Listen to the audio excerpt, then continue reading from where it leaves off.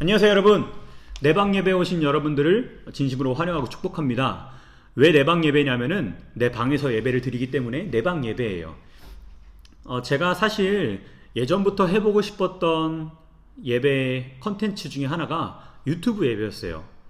그래서 이런저런 검색도 많이 해보고 장비도 많이 찾아보고 컨텐츠도 많이 구상을 해봤는데, 그 중에 뭐 예를 들어서 ASMR 설교, 아니면은 예수님 분장하고 담임 목사님실 찾아가기, 아니면은 출애굽한 이스라엘 백성들을 이해하자는 마음으로 40일 치킨 먹방, 뭐 여러가지 진짜 고민들을 정말 많이 했는데, 여러분도 아시다시피 우리나라 아직 기존 예배 시스템에서는 이 유튜브 예배라는 게 조금 낯선 거기 때문에 머릿속으로만 생각하고 있었어요. 그런데 여러분, 뭐 어찌됐든 이렇게 갑작스럽게라도 여러분들에게 유튜브로 인사를 드리게 되었고요. 저도 처음이기 때문에 굉장히 낯설고, 또한 이걸 보는 여러분들도 굉장히 낯설 거라고 생각이 됩니다. 그래서 그런 어떤 컨텐츠적인 부분들은 차차 생각을 해보고, 우리가 오늘은 이 영상을 통해서 함께 말씀을 여러분들과 나눠보고자 합니다. 여러분들도 잘 아시는 것처럼 지금 온 나라가 이 코로나 바이러스 때문에 난리입니다. 코로나 바이러스가 어디서부터 시작했나요? 우한이라는 지역에 있는 어떤 작은 시장에서부터 발생됐다고 흔히 알려져 있죠. 그런데 여러분, 이 바이러스라는 건요, 혼자서는 증식할 수가 없다고 합니다. 그래서 증식이 되기 위해서는 뭐가 필요하냐면은 숙주라는 것이 필요하다고 합니다. 그리고 그 숙주를 통해서 급속도로 이제 전파되기 시작하는 거죠. 특별히 사람을 통해서 전파되기 시작하면서 우한의 작은 시장에서부터 시작됐던 그 바이러스가 우한을 넘어서 중국을 넘어서 전 세계로 확산되고 있는 것을 우리는 직접 눈으로 목격하고 있습니다. 여러분, 그거 아세요? 숙주 중에서도요, 급이 있다고 해요. 급이 있어요. 그동안의 전파자들과는 어떤 비교도 할 수 없을 정도로 어마어마한 결과를 초래하는 그런 전파자가 있다고 하는 거죠. 우리는 그를 가리켜서 슈퍼 전파자라고 말을 해요. 급이 다른 거예요. 그런데 여러분, 이 코로나 바이러스가 왜 문제일까요? 단지 급속도로 전파가 되기 때문에? 뭐 전파가 돼도 아무 문제가 없다면야 상관없겠지만, 문제가 있잖아요. 이 바이러스에는 파괴력이 있다는 겁니다. 우리의 면역 체계를 공격해서 아프게 만들 뿐만 아니라 심지어는 죽음에까지 이르게 하죠. 오늘 기준으로 사망자가 16명 나왔죠. 그렇게 알려져 있습니다. 설교를 시작하면서 왜 이렇게 바이러스 얘기를 하는 거야? 할 수도 있어요. 이유가 있습니다. 제가 그냥 뭐 이거 정보 전달을 위한 것이 아니라, 이제 제가 3월부터 여러분들과 누가복음, 그 다음에 사도행전을 가지고 강의 형식으로 말씀을 준비하려고 해요. 특히나 그 중에서도 사도행전은요, 예수님께서 부활하시고 승천하신 이후에 사도들에 의해 교회가 세워지고 이 복음이라는 것이 온 세계로 전파되어지는 과정을 자세하게 설명해주고 있는 책입니다. 그런데 사도행전이 기록되는 그 배경에는 지금의 코로나와는 비교도 할 수 없을 정도로 엄청난 파급력을 가진, 또한 파괴력을 가진 바이러스 같은 존재가 하나 있었습니다. 오늘은 그 바이러스에 대해서 여러분들과 함께 나눠보려고 해요. 그 바이러스의 이름은 이것입니다. 복음. 조금 다른 말로는 기독교라고도 이해해 볼 수 있을 겁니다. 복음을 바이러스라고 표현하는 것에 대해서 조금 거부감이 들 수도 있겠지만, 당시 사람들 중에서는 이 복음을 정말 바이러스처럼 여겼던 사람들도 있었습니다. 복음을 받아들이는 사람도 있었던 반면, 부정적이고 때로는 극단적인 반응 보이는 사람들도 있었어요. 예를 들어 사도행전 19장에는 바울이 전했던 그 복음으로 인해서 에베소라는 지역 안에 큰 소동이 일어나기도 했습니다. 그리고 사도행전 24장에 보면은 바울을 표현할 때 이런 표현이 나옵니다. 이 사람은 전염병 같은 자라, 천하에 흩어진 유대인을 다 소요하게 하는 자요, 나사렛 이단의 우두머리라. 여러 이방 땅을 돌아다니면서 복음을 전하는 그 바울을 뭐라고 표현하나요? 네, 전염병 같은 자라고 표현하기까지 합니다. 복음의 특징 역시 앞서 말씀드렸던 그 코로나 바이러스와 상당히 유사한 특징을 가지고 있어요. 우선 이 복음은요, 나사렛이라는 작은 도시에서부터 시작이 됩니다. 그런데 여러분, 이 나사렛이란 도시에 대한 정보를 우리는 성경에서 찾을 수 있는데, 요한복음 1장에 보면요, 나다나엘이라는 사람이 나사렛에 대해서 이렇게 표현을 합니다. 나사렛에서 무슨 좋은 것이 날 수 있겠어? 무슨 말인가요? 우린 이것을 통해서 나사렛이라는 곳에는 뭐 하나 대단한 것 없는 작은 마을 정도로 이해할 수 있을 겁니다. 아, 거기서 뭐가 나겠어? 거기 뭐 특별한 게 있겠어? 그런데 여러분, 바로 그러한 작은 마을, 아무도 주목하지 않는 그 작은 마을에서 복음이라는 그 바이러스가 시작되는 겁니다. 이유는 간단합니다. 그 복음 그 자체이신 예수님께서 나사렛 출신이시기 때문에 그래요. 오늘 우리가 읽은 사도행전 1장 8절의 말씀을 보면은 예수님께서 승천하시기 전에 제자들에게 이렇게 말씀을 하십니다. 성령이 너희에게 내리시면 너희는 능력을 받고 예루살렘과 온 유대와 사마리아에서 그리고 마침내 땅 끝에까지 이르러 내 증인이 될 것이다. 예수님 이렇게 말씀하세요. 그런데 여러분, 이 나사렛에서 시작된 복음이라는 바이러스가 나사렛을 넘어 예루살렘과 넘어 온 유대와 사마리아와 어디까지요? 더 끝내는 어디까지요? 땅끝까지 이르러서 확산이 되는 겁니다. 여러분, 바이러스가 전파되기 위해서는 숙주가 필요했던 것처럼 이 복음이라는 것이 전파되기 위해서도 마찬가지로 숙주가 필요했습니다. 그 숙주가 누구였을까요? 네, 사도들이었어요. 이 사도들로 통하여서 이제 본격적으로 복음이 퍼지기 시작하는 거예요. 사도행전 2장을 보면은 성령을 체험한 베드로가 밖에 나가서 복음을 전하기 시작합니다. 여러분, 그런데 그때 몇 명의 사람들이 이 복음 바이러스에 전파가 되는지 아십니까? 사도행전에서 이렇게 말하고 있어요. 그 말을 받은 사람들은 세례를 받음에 이날의 신도의 수가 3,000이나 더하더라. 뭐 몇 명의 복음의 확진자가 생긴 겁니까?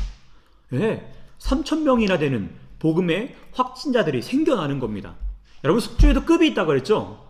이 복음에도 슈퍼 전파자가 있어요. 누굴까요?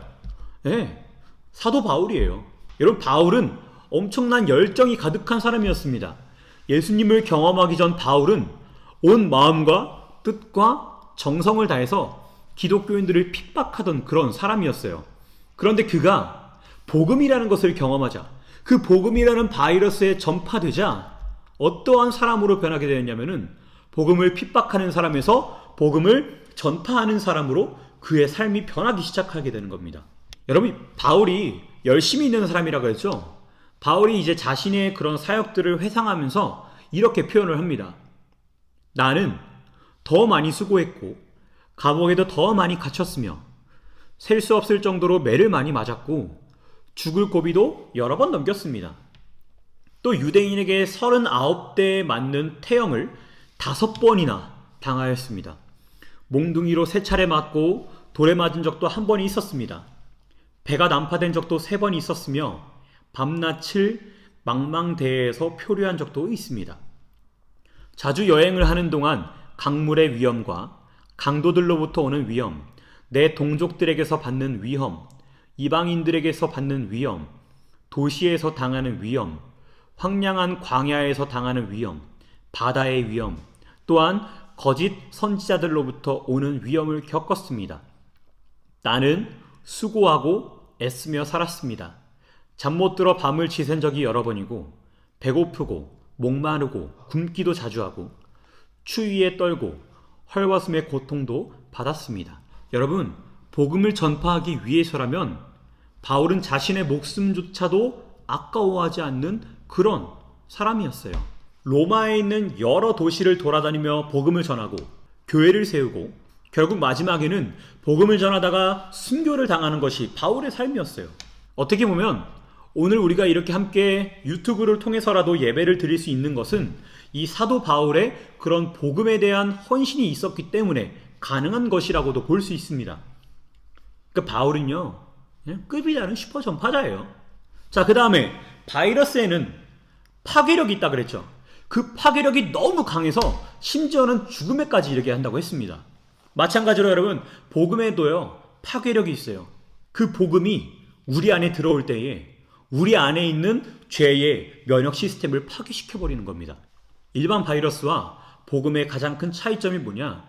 여러분, 일반 바이러스들은 사람을 생명에서 죽음에 이르게 합니다. 그런데 이 복음이라는 바이러스는요, 사람을 죽음에서 생명으로부터 이르게 한다는 겁니다. 여러분, 그렇기 때문에 복음에는 능력이 있어요. 이 정도면 착한 바이러스 인정하십니까? 그러면 우리는 여기서 한 가지 질문을 해봐야 됩니다. 대체 그 복음이 뭐길래? 여러분, 그 복음은 간단합니다. 온 우주 만물을 창조하신 그 하나님께서 누구와 함께 하신다는 겁니까? 우리와, 저와 여러분과 함께 하신다는 그 사실이 바로 복음이에요. 결코 넘어서는 안 되는 선을 넘으면서까지 그 영광스러운 자리를 뒤로 하시며 인간의 몸을 입고 이 땅에 오시면서까지 우리를 사랑하시는 분. 여러분, 그런데 그 하나님이 누구와 함께 하신다고요? 여러분들과 함께 하신다고요. 지난번에 함께 살펴봤던 것처럼 우리를 향한 하나님의 끊을 수 없는 그 사랑으로. 여러분, 이것만큼 놀라운 게 어디 있을까요? 그리고 그 사랑의 증명이 바로 예수님이세요. 그리고 십자가세요. 여러분, 우리를 향한 구원의 기쁨이 십자가의 아픔을 이기신 거예요. 우리를 향한 순결하고 아름다운 그 예수님의 사랑이 십자가의 수치와 모욕을 이겨내신 거예요. 그리고 그 주님께서는 성령을 통하여 지금도 여전히 여러분들의 삶 가운데에, 우리들의 삶 가운데에 동행하고 계시다는 사실입니다. 여러분, 이게 복음이에요. 하나님 여전히 우리와 함께 하신다는 것. 오늘 본문 8절 마지막에 보면은 주님께서 이렇게 말씀하십니다. 예루살렘과 온 유대와 사마리아와 땅끝까지 이르러 내 무엇이 되라고요? 증인이 되라고요. 여러분, 증인이 뭐 하는 사람인가요? 보고 듣고 경험했던 것을 증거하는 사람입니다. 그런데 주님께서 오늘 우리에게 증인이 되라고 말씀하시는 거예요. 그렇다면 우리가 증거해야 될 것은 무엇입니까? 간단해요. 그 하나님께서 우리와 함께 하신다는 사실입니다. 그리고 지금도 살아계셔서 여전히 우리의 삶 가운데에 이루어 가시고 다루어 가신다는 그 사실을 우리는 우리의 삶 가운데에 전파하고 증거해야 되는 것입니다. 그러면 여러분, 이제는 저와 여러분이 그 복음의 숙주가 되는 겁니다. 그래서 우리들의 주변으로 이 복음을 확산시켜야 되는 거예요. 그 복음을 흘려보내는 것이 바로 우리의 역할이에요.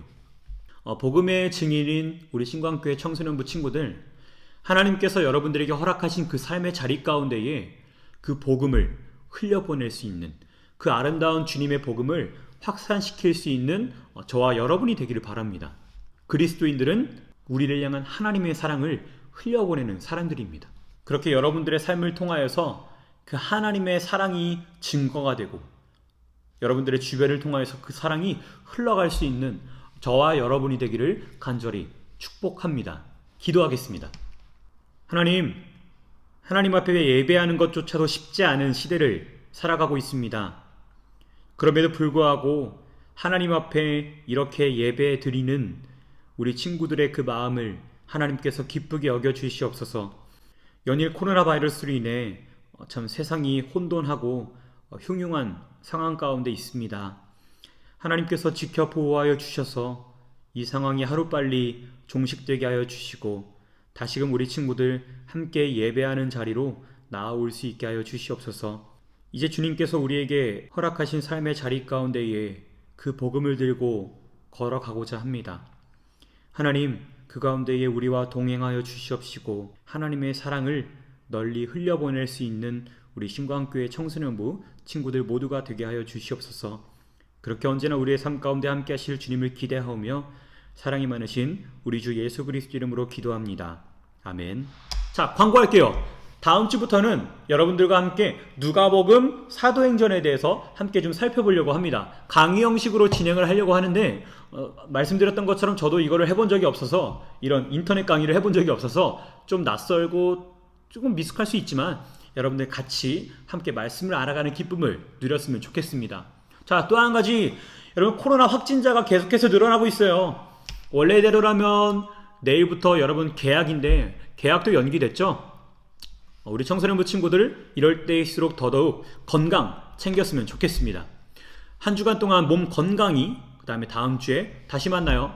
안녕.